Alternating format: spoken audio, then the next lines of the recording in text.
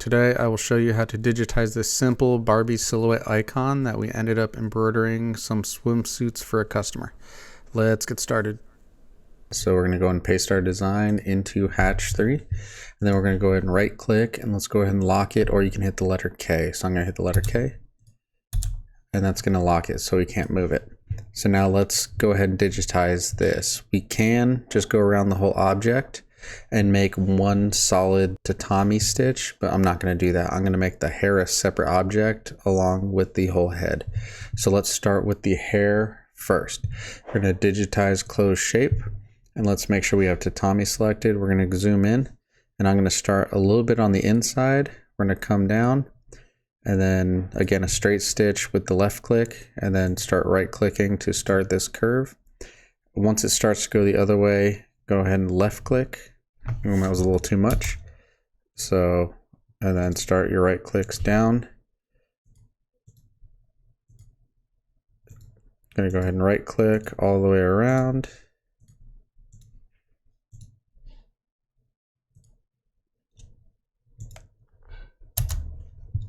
Until we have our design. Let's go ahead and select it, hit H, and then I'm actually going to change that to a straight and this one to a rounded. You can do that by just hitting spacebar, and that's going to be our hair. What I'm going to do is hit H, and I'm going to start adding some stitch angles. So I want it to kind of flow. So over here, you can either hit Control H or just click this button, and let's just add some more stitch angles. Okay, so you just click add stitch angle, boom, boom, and then hit enter. And now it'll start to flow with the hair. So add one more up here, and now we zoom in a little bit, hit H. We can kind of mess with this a little bit to get rid of these kind of weird corners. Okay, that looks good. And let's come down here. Let's go ahead, one more just towards the bottom. Okay, so now you can see it kind of goes with the hair. So we're going to go ahead and keep that. We're going to change our start and stop points just to minimize the jump stitches. If we ended here, it would have to cut and then come to the body. So once we're done with that, let's go ahead and right click and go to hide selected. Now let's do the rest of the face. So digitize closed shape. I'm just going to start at the bottom, go around, zoom out a little bit, give yourself a better view. Keep going around. Doesn't have to be perfect as long as it resembles Barbie. Once we get to this eyebrow, I'm just going to make almost like a little carrot shape, and that should work out pretty well. Keep this a little straight, come back out. I don't like the way that did, so I'm just going to keep it straight and then curve it a little bit.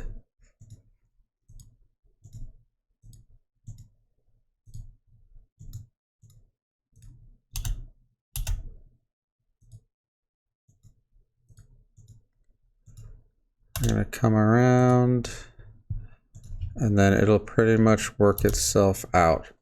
So now we have our Barbie shape. I'm going to go ahead and just select it again, hit H. Let's go ahead and I'm going to just move it a little bit more horizontal. It's kind of like what I like to go. Let's go ahead and make sure if we ever start and stop points, it might create a weird line right here. So I'm going to go and just move my stop point. Let's just do it in the end down here. Unhide all. And let's go ahead and change this to a pink. And now we have our Barbie design. For this Barbie design, let's go ahead and check the player. It's going to start with the hair, come through, just your normal tatami. If you hit T, you're going to see if there's going to be a jump cut right here. There's no triangle. Let's go ahead and pause that. There's no triangle, so we know that there's no trims. You can also go over to design information, go to threads, and make sure your design only has one trim, which is the very end.